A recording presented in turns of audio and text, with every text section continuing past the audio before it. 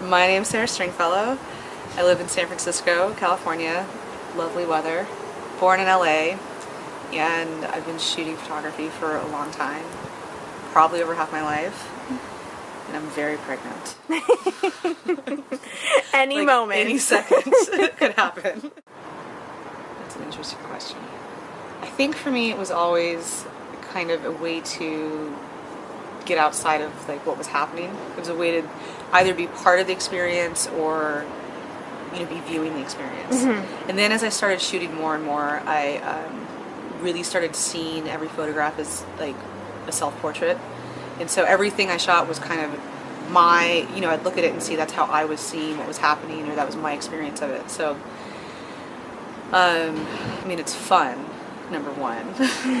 But then it's really a way to kind of view your experiences from outside yourself and have a perception of who you are seeing through other things. It's a series I shot in 2004 that I hadn't really looked at since 2004, so it's been almost 10 years. Shot it on film and never really did anything with the negatives. I just kind of stuck them away.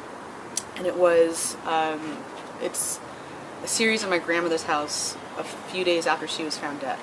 So it's walking through this house that I grew up in, basically, and like seeing, all these rooms and corners and things that I have so many memories attached to, and just really photographing them. And I think at the time it was just how to deal with my grandma dying. Like, I wasn't really thinking about it, but it was really nice to revisit the photos, to revisit the series and look at them and kind of have distance back on it. And although the photos themselves seem kind of eerie and sad to me, it's also really nice. Every single one, I'm like, oh yeah, that's where when I was 5 we, did this, or that's the room that I learned to sew in. So they both have this sad memories, but also really warm memories. Ansel Adams, I have to say, was a big influence. Not particularly because I like landscape photography at all, but my teacher, one of my teachers, actually studied under him, and where I think Ansel has influenced me is his printing technique. He was a crazy printer. Not only was he crazy for lugging, gigantic camera up to these remote places and getting these amazing shots, which are beautiful, but he invented a whole different style of printing. Like when you're printing the photograph, he had all these, I think like hundreds of light bulbs where he could, turn on the little lights and turn them off, so you could really get very specific about how the photo was printed. And that influenced me a lot. I spent a lot of time in the darkroom. In high school, when I was studying in high school, I think I did a lot of like actual self-portraits and then portraits of my sisters and friends, because that's what's around. It's like easiest to access. And then when I got into college, the self-portraits really transformed from actually being people to objects around you. And that's when I really started looking at how all photos are like a reflection of myself, or how it's an identity.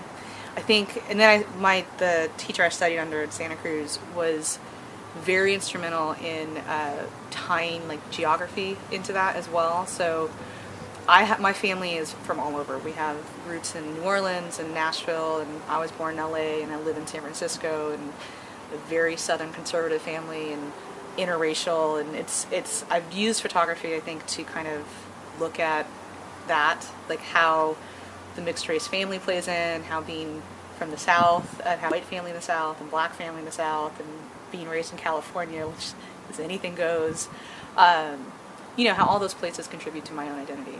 And now I do a lot of, the places around me here, which involves a lot of kids, a lot of my friends' kids, involves a lot of my friends' houses, my future kids. Yeah. But I think that it's really all rooted in identity, and how that can be tied to location, or how, even though I live in San Francisco, I'm still an LA girl at heart, and I still have these very Southern roots. I enjoy doing that in my critiques, like not really putting any preface to what the photos are, just see how they're received, because I think that